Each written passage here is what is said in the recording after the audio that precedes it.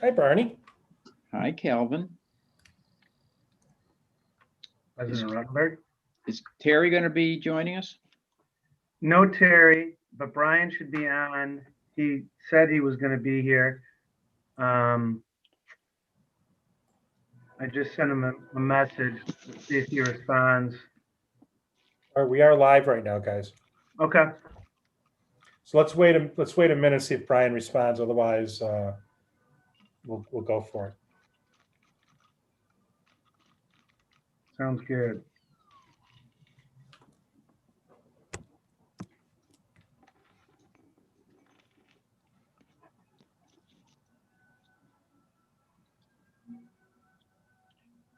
Brian, just out of curiosity, have you had any further interaction with the board candidates? No, I reached out and I haven't heard back, so I'll probably reach out again just to see. I don't know if my email went to spam or maybe I have their phone numbers. I'll give them a call. That'll be good. All right, Brian, get back. Vice President Kaplan, excuse me.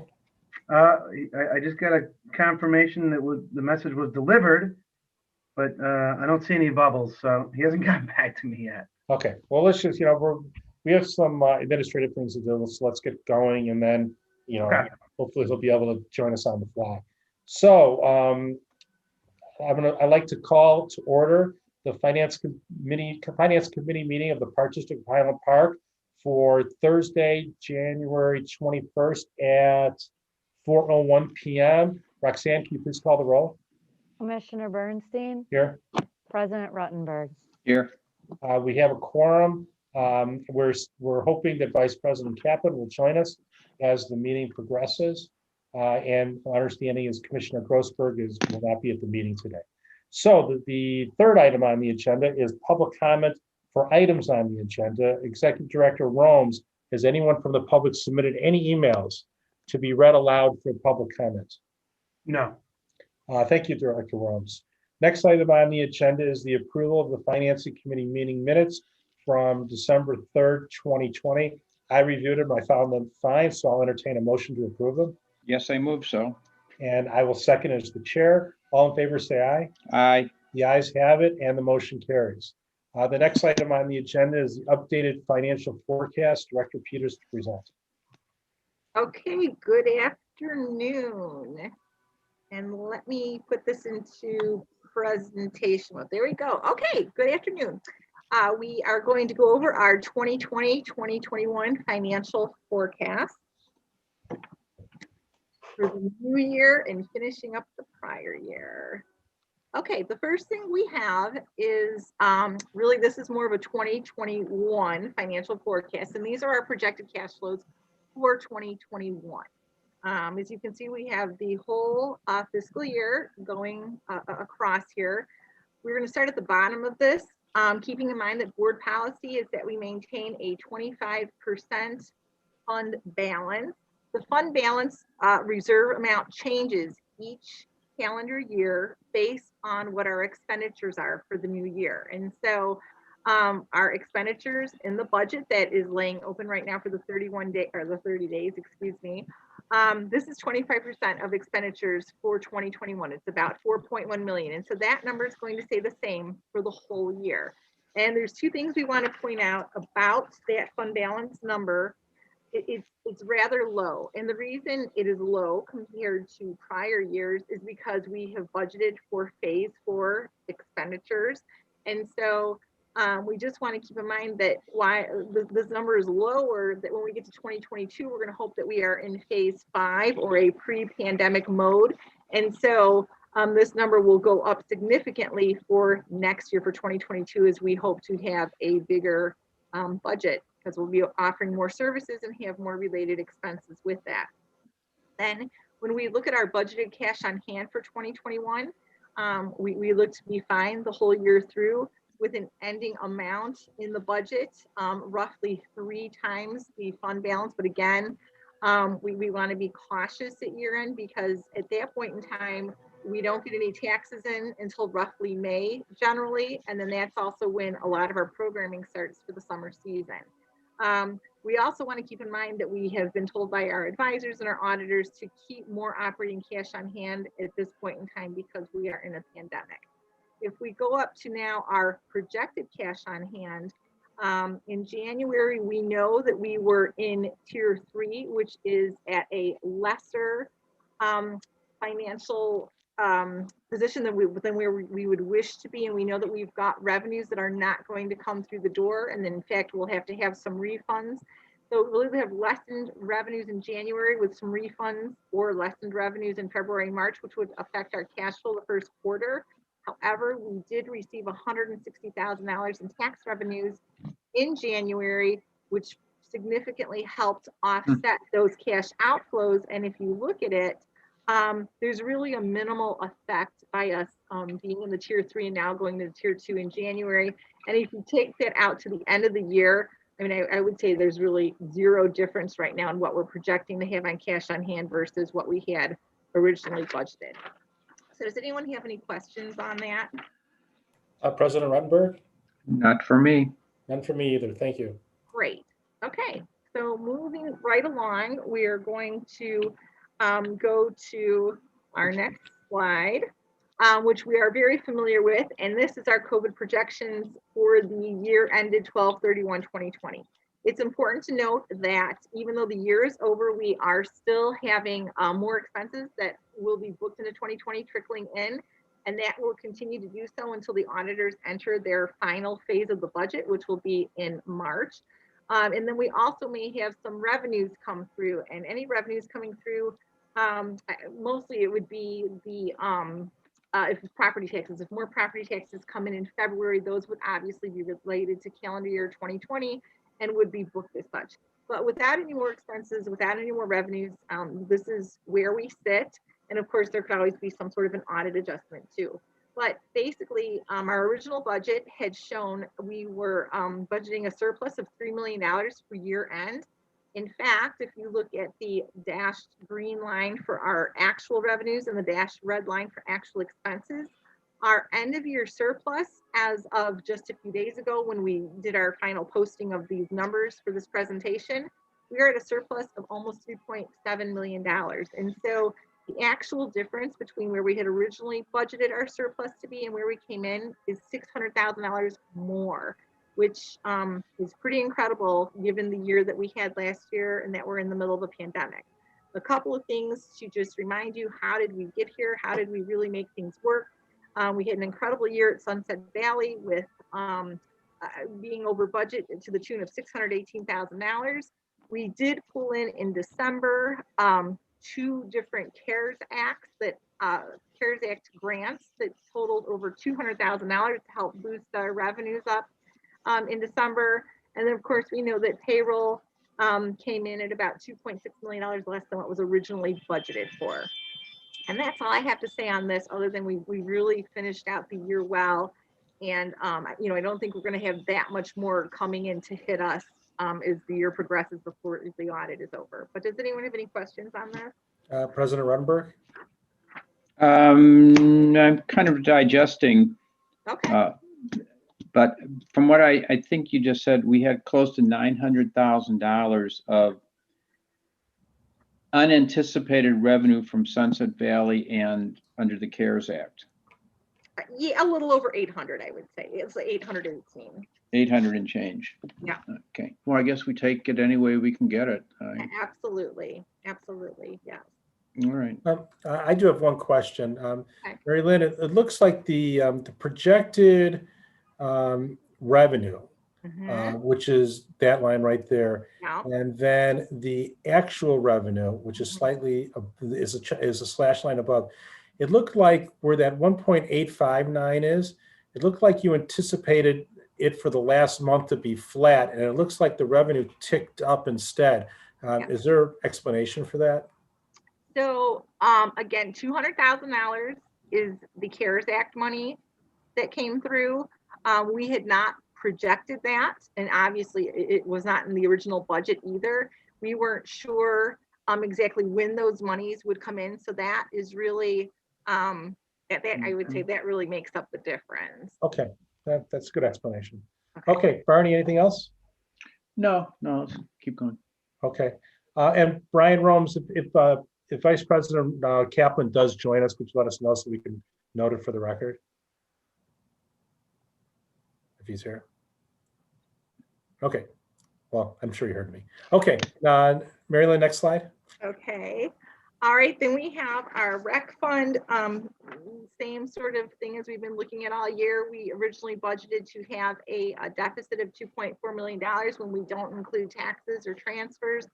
The end of the year ended up being with a deficit slightly greater to that, to the tune of about $369,000, at least where we stand as of right now. So again, this could have looked a lot worse given the year that we had in the pandemic, but this is where we are looking in the rec fund right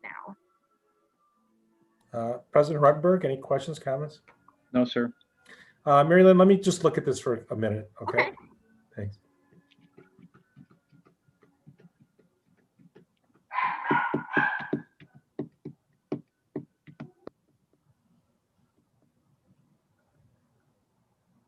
So looking at this, it looks like we pretty much tracked our expenses pretty much tracked as anticipated.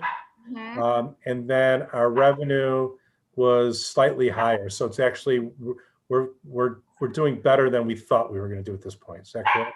Oh, absolutely, yes. Okay. All right. I'm reading it right. Okay. Anything else, President Ruttenberg? No, I'm good. Okay. All right. Next slide. Okay.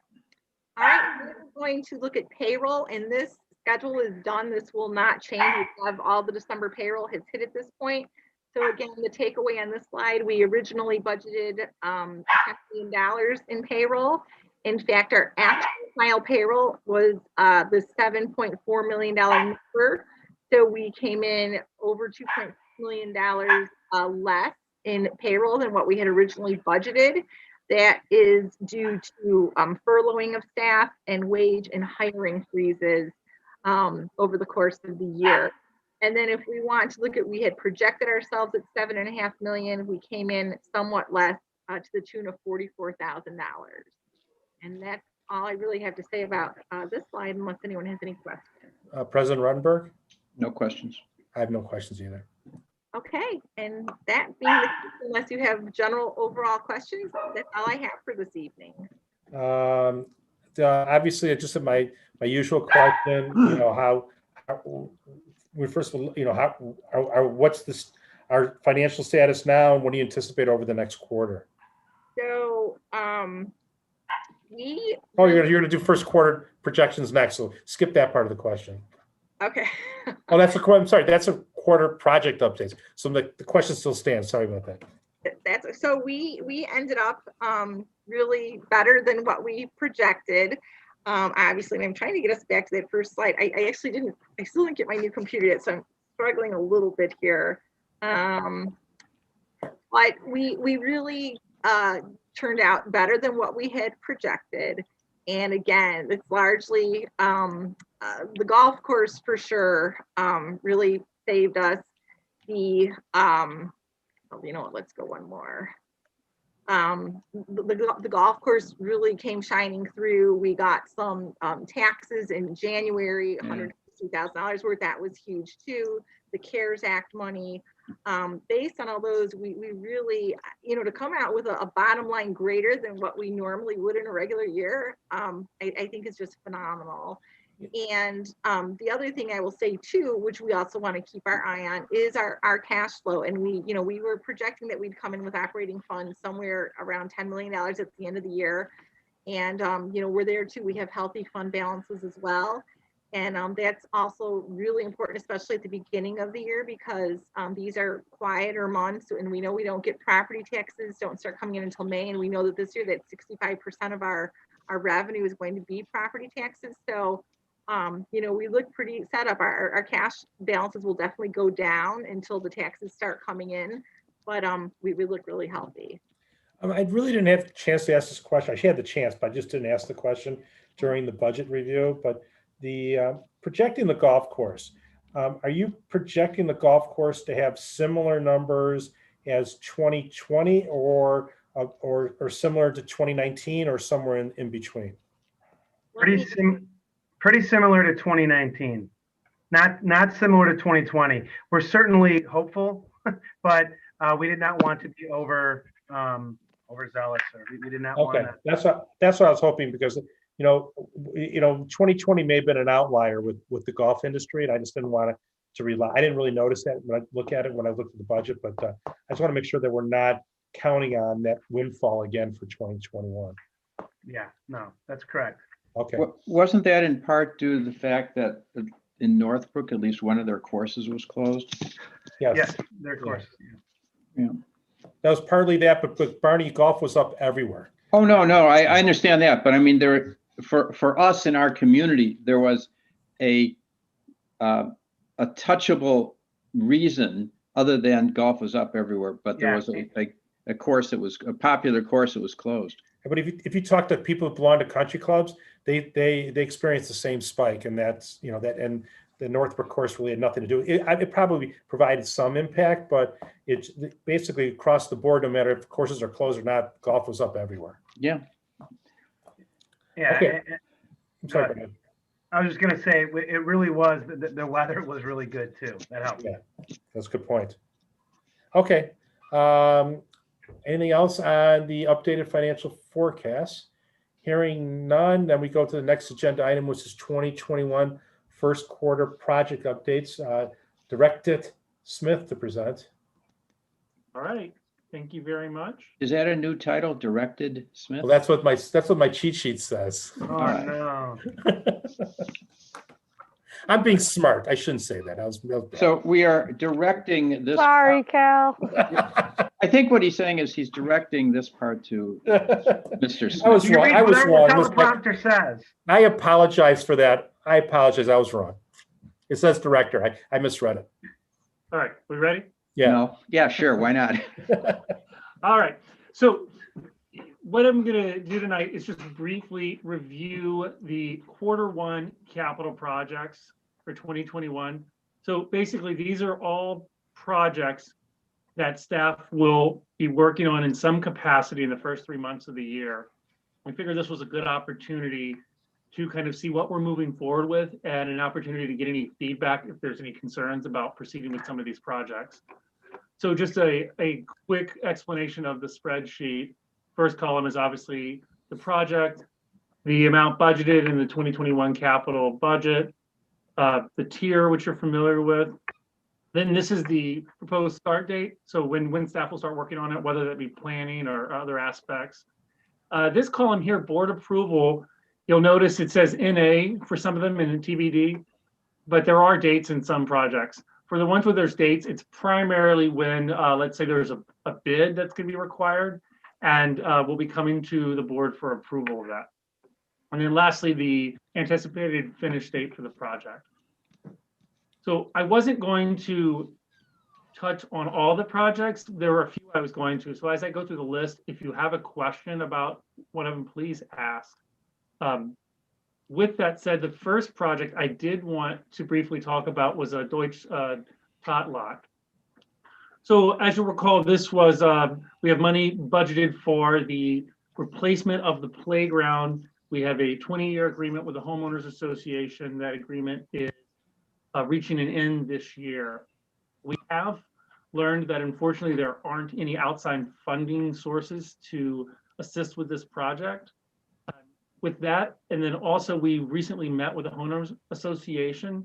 Staff are recommending a little bit of a different approach than what we had proposed you can see in the budget amount there.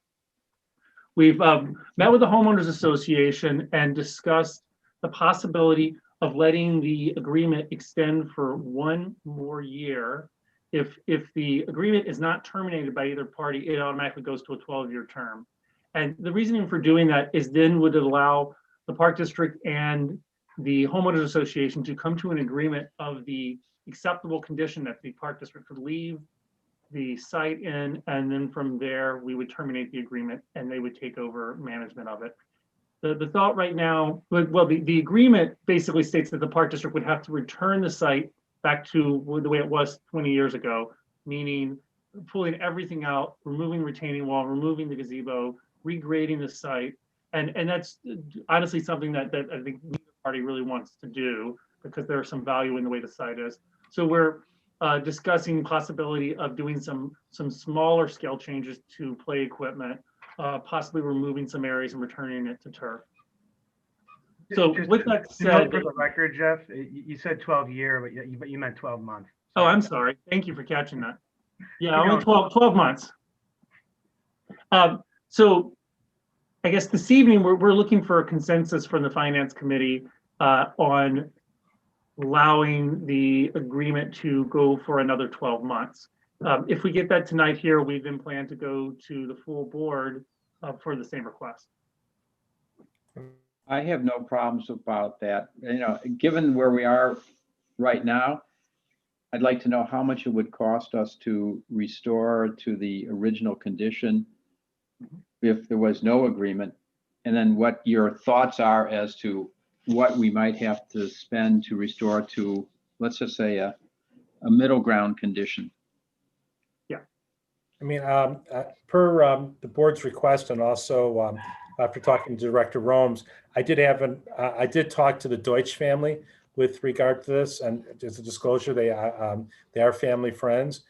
So they indicated that they'll be agreeable to working with us with regard to some type of, again, with the homeowners association, assuming we turn it back, there's some type of further legacy there for their son Rory, but not necessarily what is there or what is in the schedule replacement. And I think what Jeff's talking about, finding some middle ground, I think that's advisable, and that benefits everybody. So I wholeheartedly agree with President Ruttenberg. Let's pursue it, and let's see where that takes us. Excellent, thank you. The next project that I wanted to touch on was the Golf Learning Center mini golf carpet replacement.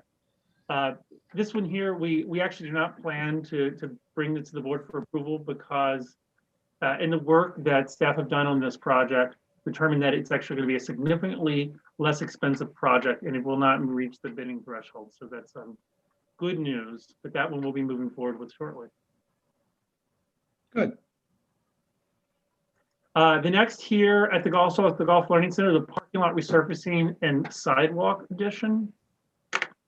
So this is a project where we are looking to do construction this fall. However, we will need to get started with it relatively soon. Part of the project will include the addition of a sidewalk along the driving range portion of the parking lot, where there's no sidewalk that extends there.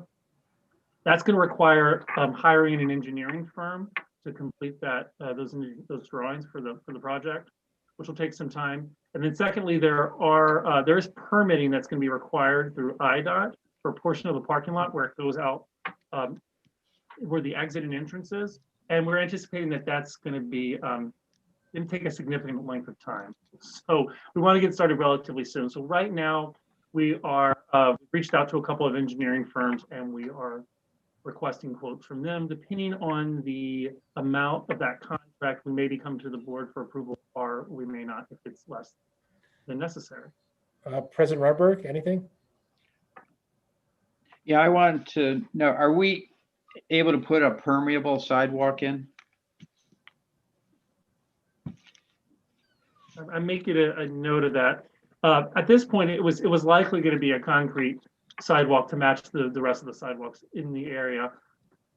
But we can certainly explore different options like we're doing in some parks. I don't want to jump to any conclusions, but I don't know based on that area how appropriate it would be. We'd have to explore that as part of the project. Okay, yeah, I keep seeing, parking lot resurfacing and sidewalk addition.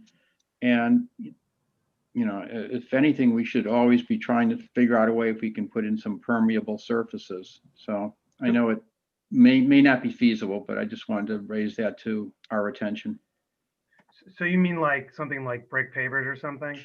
Well, unfortunately, every time I use those words, that means it's going to be much more expensive, I think. Yeah. But, it's a hard one to keep within our mandate to keep concrete and paving over. That's just my thought. So Okay, I'm not going to get in the way of the project, but it would be nice, I think, if we could understand what the alternative is, even though we probably wouldn't be able to afford it. My only comment is the sidewalk going to be separate, or are you thinking about doing like a carriage walk? What's your intention on the north side of the parking lot? So the idea is we're really looking at the full site, including the preserve and this idea of connectivity, and someone essentially can make like a large loop. And we've also heard from staff at the Learning Center that they're seeing more traffic, especially like bicycles coming through. And we want to give pedestrians a better route to go rather than that asphalt path that's right at the driving range that almost gets in the way of some of the golfers. Yeah. And so it would be down kind of at the bottom of that little. Yeah, so my question is it going to be set back from the curb, or is it going to be up and adjacent to the curb? Because a carriage walk is basically a sidewalk, but it's adjacent to the curb. No, so that's what's going to be explored. We've discussed options for both, and that's going to be part of the engineering, because depending on where we place it, it's going to impact regrading that and changing some of those staircases and whatnot.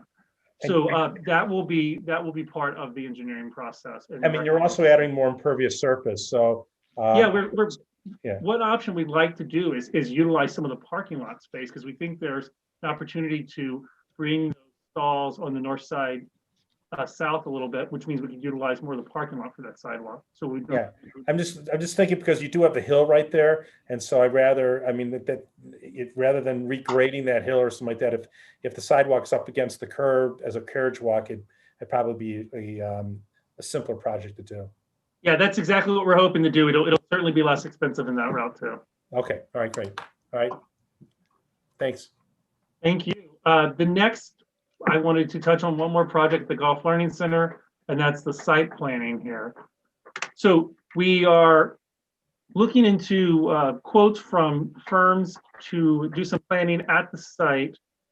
Actually, I'm going to stop right here. I'm going to let Brian Rums. Do you want to give just a quick update on the firm we recently met with and kind of the approach we're thinking for this project? Sure. So we talked with a few different firms, but like today we talked with one in sports facility management firm, which is basically a firm who does a market analysis, competitive analysis, financial analysis of the site. And they look at all of our operations and market data, trend data, and they also look at our current infrastructure.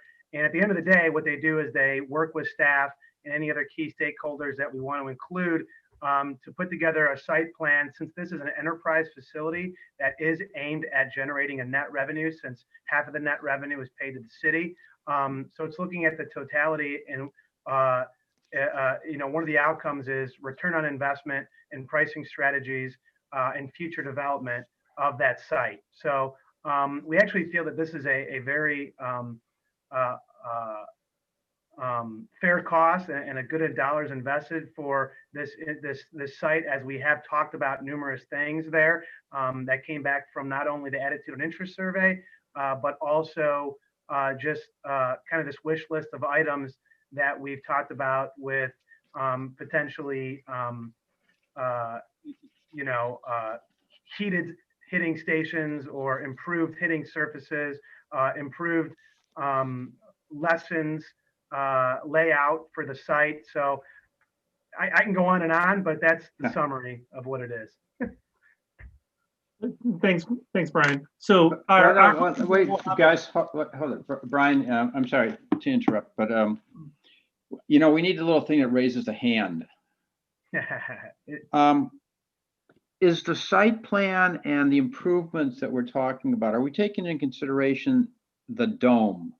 Yeah, the dome, absolutely. and also the I forgot what we call the Skokie River Woods parts of this, so that their site plan is going to be all encompassing to bring into all those facilities?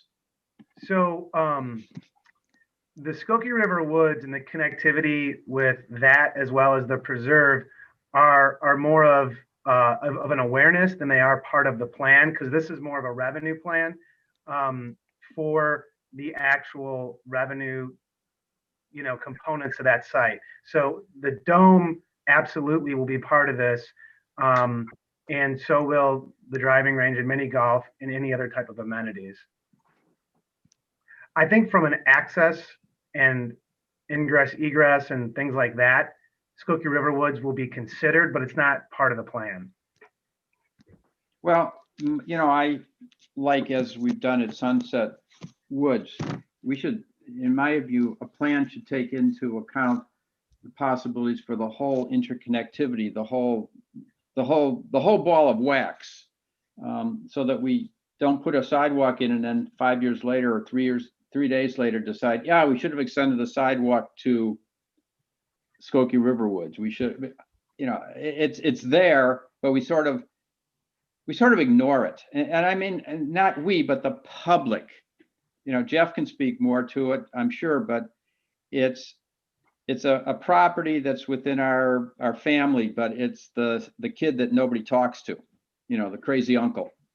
Actually, I'll add from a perspective of connectivity, the Skokie River Woods was, and the Golf Learning Center had already been taken into account in the Skokie River Woods project. We're actually extending a portion of sidewalk to get someone from Skokie River Woods down to the lower lot to the Golf Learning Center.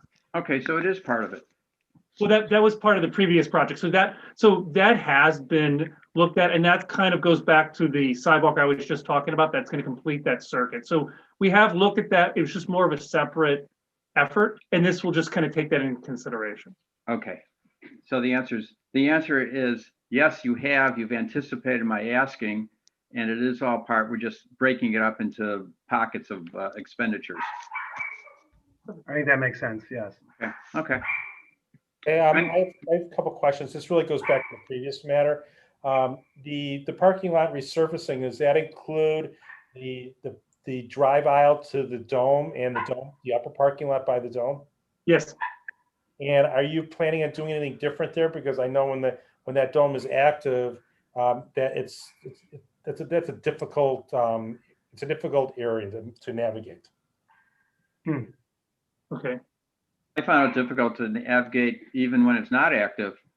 I mean, the issues you have there besides snow removal and salt, you know, with regard to lining of the parking lot, how many cars are up there, the traffic flow. I would hope that we'd be able to look at that while we're doing the parking lot resurfacing, if there's anything we can do to make that flow better and make it safer. All right. You mean a master plan? And the other issue is with regard, I think you touched on this, but I just want to confirm this. I know that the apron that goes to 41 is in awful shape. And do we need to get separate approval for IDOT to improve that, or is that included within this project? So that's included in this project. That's one of the other reasons we're starting now, so that we are hoping that we'll have all the permitting and the approvals completed by the fall for that. And are you changing? Is there anything that IDOT's doing to help assist us with changing to make that area safer? I.e., even a you know, like almost like a turn. You know, the shoulder, make it easier for people to turn into the parking lot. Not yet. So the project hasn't formally begun. Right now we're just getting quotes from engineering firms, but we will have an engineering firm on board. So they'll be able to address both that question and your previous question about any changes in flow in the upper lot.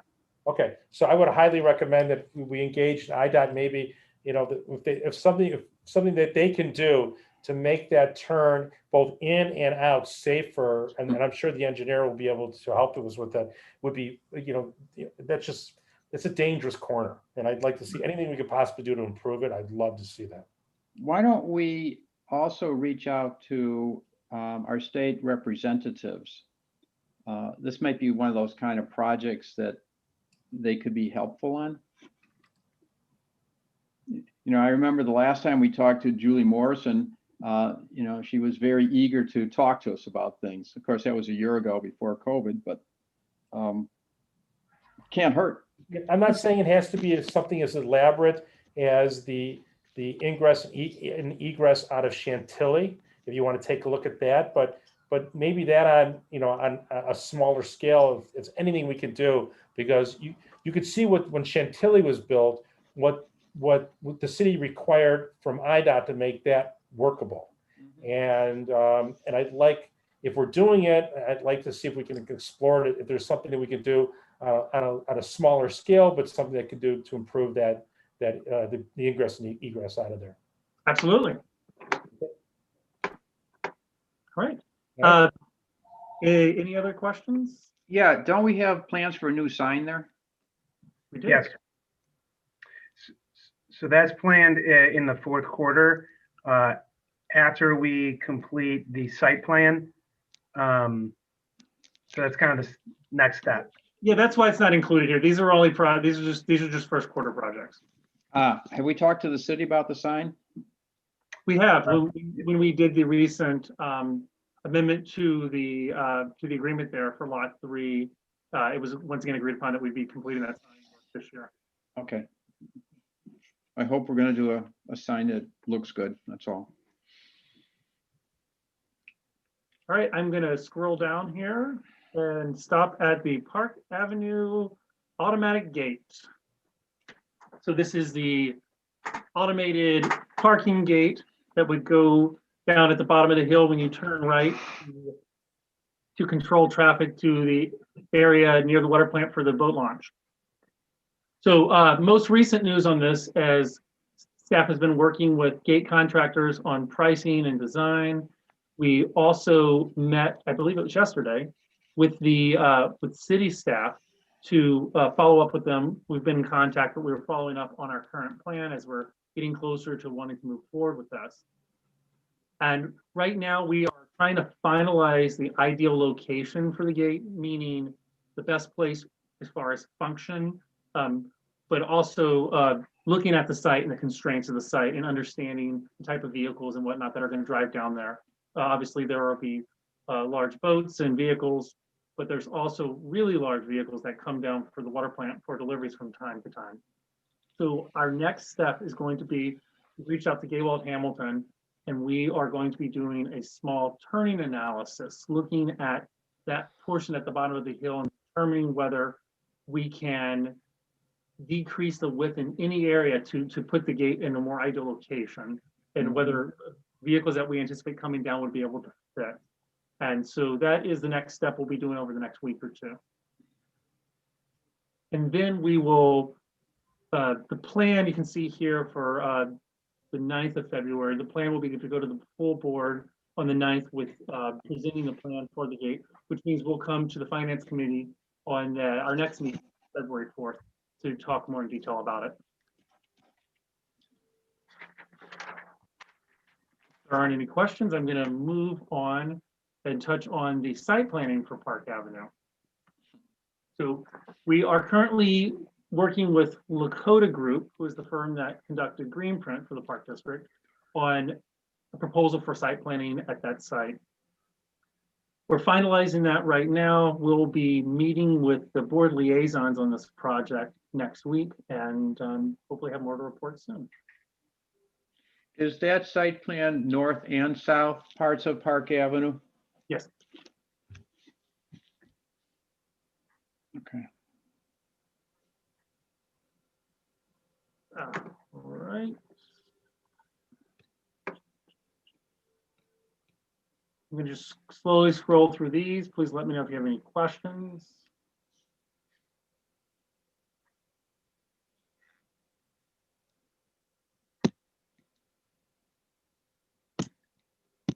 And if there aren't any, I'm going to stop at the last project on the page here, Sunset Woods, just to provide a very brief update. So Before we do that, this is just a quick question. The bridge replacement, do we have concept drawings or anything of what the bridge is going to look like when we replace it? oh, no, actually, thank you very much. I meant to stop at that one, so thank you. So we're just kicking this off right now. What the money that's budgeted in 2021, it'll be to work with an engineering firm to complete all of the engineering. So we'd be doing geotech work, we'd be doing surveying, we'd be doing bridge design. So all of that would go through the board over the next 12 months. And then we would move forward with a phased approach of removing and replacing the bridges over the following 3 years. So starting in spring of 2022. So the board approval date you see there is the anticipated date. We'll be bringing a proposal to the full board for approval. That's a proposal with the for engineering firm to start completing that work. Okay, but that, do we have any off the top of your head idea what a bridge would cost? We do. We have all of that. I apologize, I don't have it in front of me right now, but I will say in starting in 2022, I want to say we have about 500,000 or 600,000 in the budget, and that would include 2 replacements and 1 removal. Got it. Okay. Thank you. All right. So Sunset Woods, the playground and master plan, we had the community survey completed in December. Based on those results, Hitchcock is finalizing the concept plan. We'll be meeting with the board liaisons to review that again next week. And then we'll be bringing that to the full board for approval on February 9th. And like I said, that is the concept plan for the project. Once that is approved, we'll be moving forward with the final design for the playground. What's your timetable for the final design? So what would happen is we would be bringing a contract for approval to the board at the following board meeting. So I believe that's like the 23rd for Hitchcock for the next phase. And then it would be several months. I'd have to check the schedule to get the exact timeline, but I could say that the goal would be to have the construction completed by the end of 2021. All right, the reason I asked is that the liaisons are Terry and Lori. And Lori's term on the board is going to be expiring soon. So we'll have to ask for somebody to replace Lori as our liaison. We'll do that obviously down the road. Okay. The only comment I have with that is that with regard to messaging, I don't know who's on this. Let me see who's on it. But oh, good, Liz is on here. There's rumors going around the community that there's this huge grand plan being implemented at Sunset Woods, and there's going to be all this additional parking, and it's going to be a radically different park. So I think whatever we can do to get information out to the community of what the scope of this project is at this point, because there's a lot of misinformation out there right now. All right, thank you. We can definitely do that. Yeah, and I know the timing's a little bit challenging with that, but the site preliminary design, that's what's meant to go to the board in February, and it does not include any of that parking. But after our board liaison meeting, so we can definitely get information out, but it'll become very clear after that board meeting. Okay. The concept is I approved. think we can do it because, just things just get out of context, and I'd just rather try to avoid any issues. Understood. Well, while we're talking about it, let's just spend another minute. Parking there is a challenge. And I know that one of the plans which I was provided does have us putting in new parking. Is it something we should, again, take off limitations on cash this year versus next year? Should we plan for the increased parking for the park as part of the renovations? So I'll give you the short answer of where we're at. And again, we're meeting with the liaisons next week, but the recommendation at this point was to remove the parking that was an additional parking lot in the north side of the park, which got a lot of negative community feedback because it was disturbing a natural area. And so we have adjusted and have looked at other ways to add parking. So we will be adding parking in our recommendation, but not to the extent that was sent out to the community to be surveyed. So Okay. I feel pretty good about the fact that the concerns that Cal's hearing are probably valid concerns, but they will be eliminated once the new plan comes out. Okay, And my only point would be is that if we have something that's unfunded and that I'd rather not pursue that at this time, because why fight the battle if we don't have the ability to do it? I would just prefer to focus on what we're able to fund at this point and go take that to the community.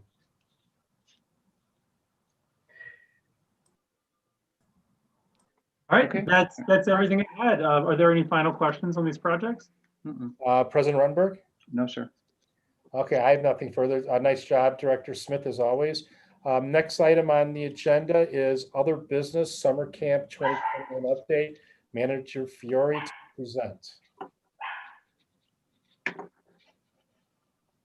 Hey everyone, thanks for having me here. I'm just gonna take a minute to share my screen. This is one of my favorite presentations of all. Hey, there's- It's a lot of pressure. Yes, it is, and you better worry about this, Kathy. All right. Give me just one. I can't wait to see what you guys come up with this year. That's what I just say. Al wants to go to camp. I still feel like I'm Good. 15 years old. I want to. Okay, trust me. I'm glad you guys are excited to hear about everything we have planned. So essentially today I'm going to talk very briefly about 2020 and how that has really been the foundation for our plans for 2021. So in 2020, our objective was really to offer a super safe, happy, memorable environment for kids to be. And this camp was designed for just Highland Park residents and is for families who had an essential need for childcare. So in 2021, now that we've had these months of learning and researching and knowledge, we feel that we can safely reintroduce our signature camps to all Highland Park families, as well as extending that opportunity to non-residents. And then of course, with the goal of having the times and the whole camp being accessible without any financial barriers. So we're really excited. Our marketing team always knocks our campaign out of the park, and they've come up with the perfect tag for this summer. And as you can see, that is "Let's Take Back Summer."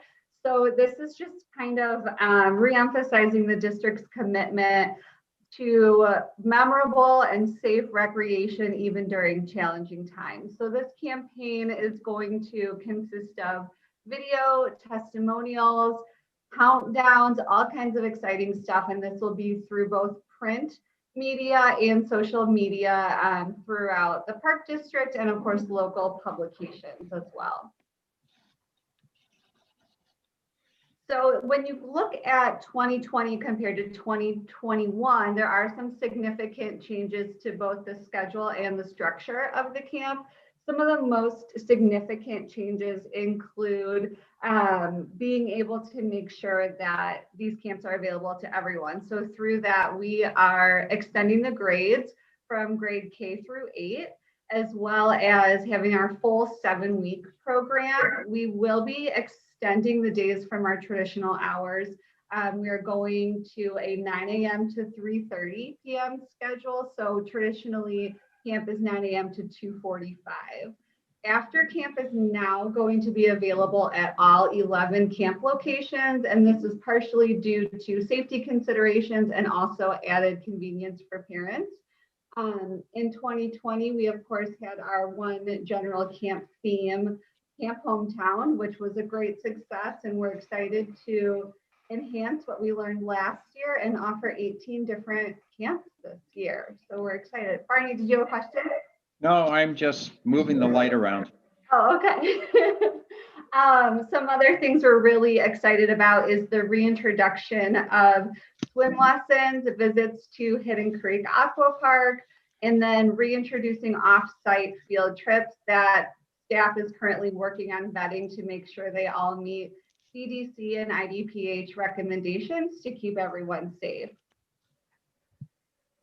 Oh, can I go back and ask you a question? Yeah.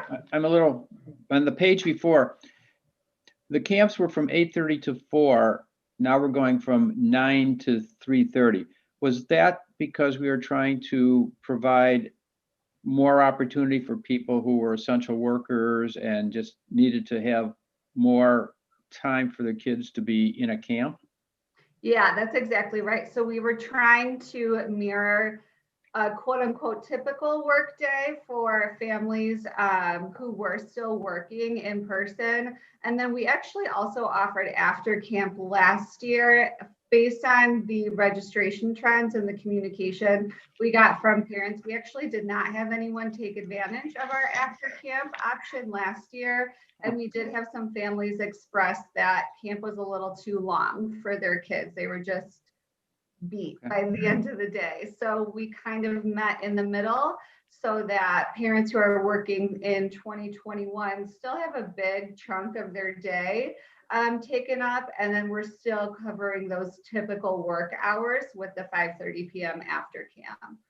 Is the 9 to 3:30 with after camp what we've done in the past, but for 2020 COVID? And so 2019 was our typical camp season, and those hours were 9 a.m. to 2:45. And then after camp was from 2:45 until 6 p.m. The registration and sign out trends showed that most children left by about 5:15. Got it. Okay. Very rarely did they stay till 6. So Okay. this is kind of keeping our staff expenses low, our hourly wages lower, while still meeting the needs of the community. Thank you for clarifying for me. Sure. So as I briefly mentioned, a huge goal of ours with camp every year, especially during COVID, is making sure our programs are financially accessible. So you'll see some figures on the screen here. Right now, our camp is approximately $12.86 per hour. So when you compare that to nannies or babysitting, things like that, it's compared to market prices, it's reasonably priced. And then because we are going from 40 campers to 650 campers is our goal, this also makes the program more financially stable and accessible to families. We will also be really excited to go from employing 15 seasonal employees to approximately 70 part-time employees. And then, of course, to make these programs available to everyone, removing financial barriers through the payment plan, our grants and aid scholarships, early bird and sibling discounts. And then for families with different needs, we do have week-to-week camps that are available, as well as a 7-week program or a 4-week program. So families can kind of build their schedules around what they need. Kathy, I have a question.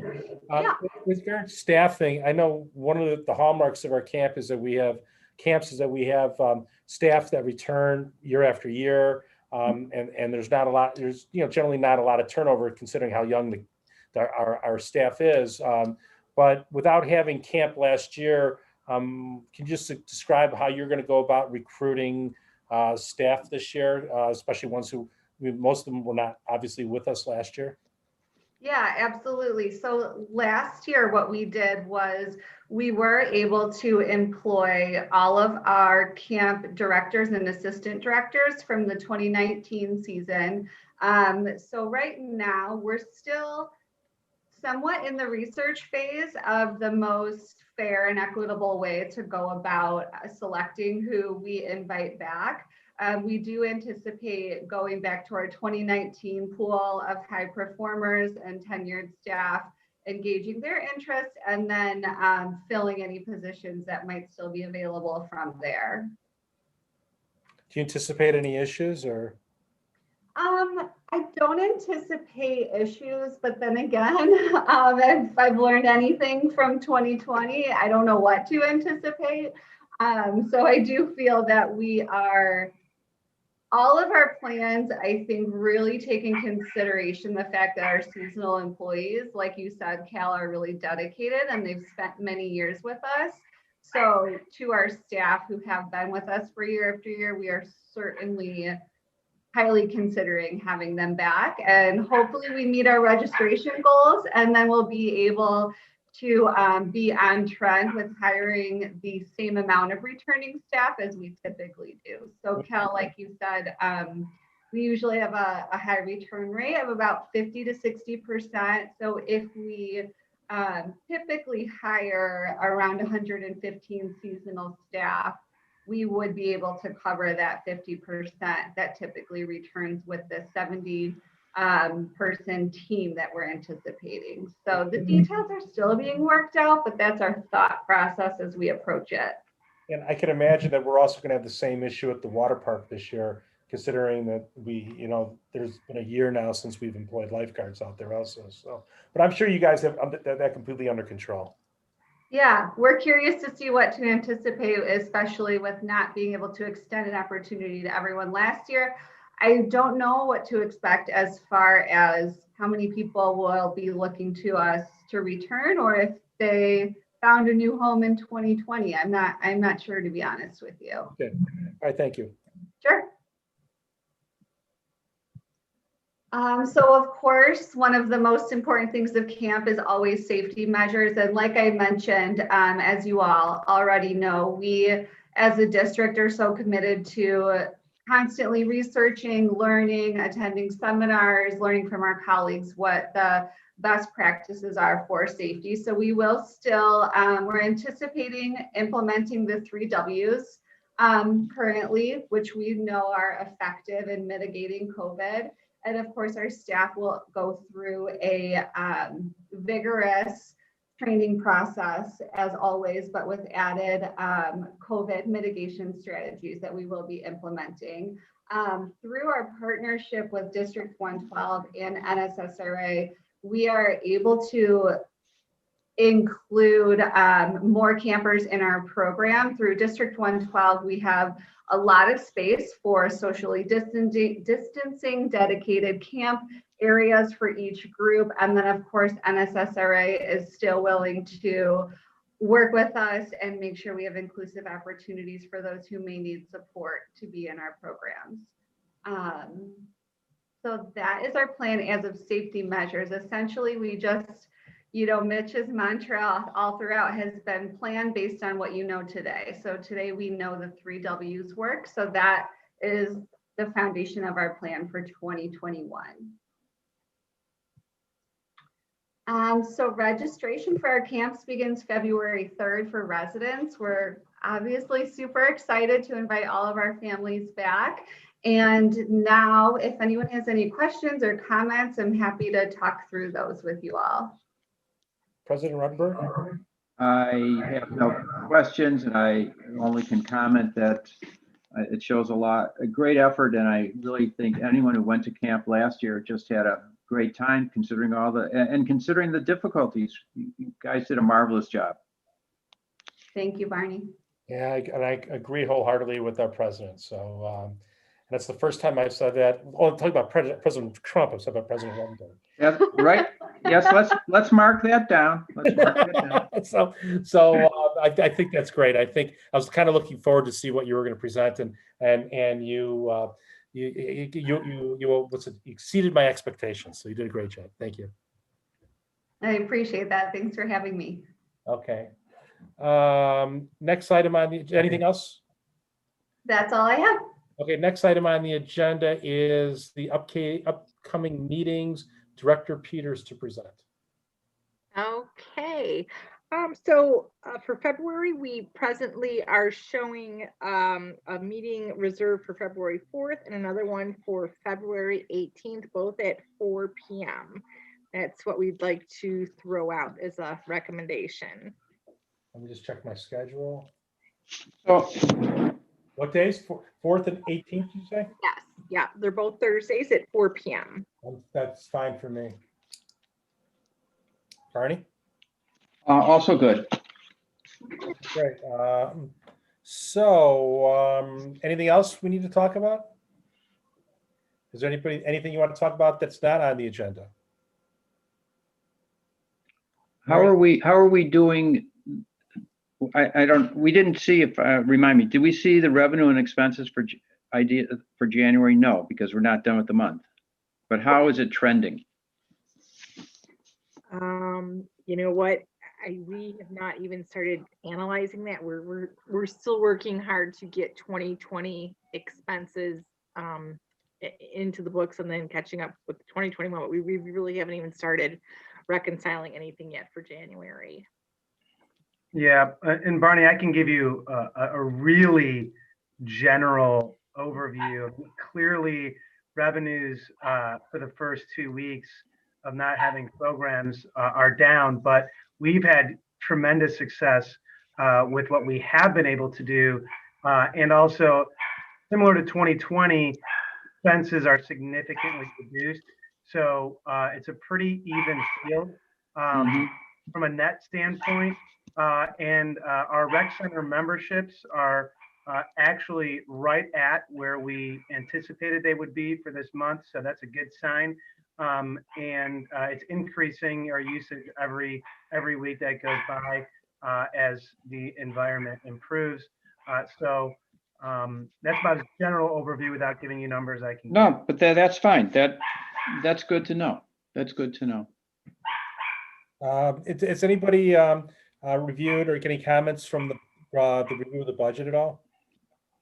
I've not gotten any comments, and I don't believe anybody has signed in to check out and look at it at the rec center either. So it's obviously online, and I don't know if we can get back to you on that as far as if there's clicks on it, Liz. I don't know if we can do that, but if we can, we'll let you know. But nobody has given comments. Okay. Barney, anything else? No, sir. Okay, so I'll entertain a motion to adjourn. I so move. I'll second that. All in favor, say aye. Aye. The ayes have it. The meeting has adjourned at 5:01 p.m. Thank you. So there's no park board meeting next week, correct?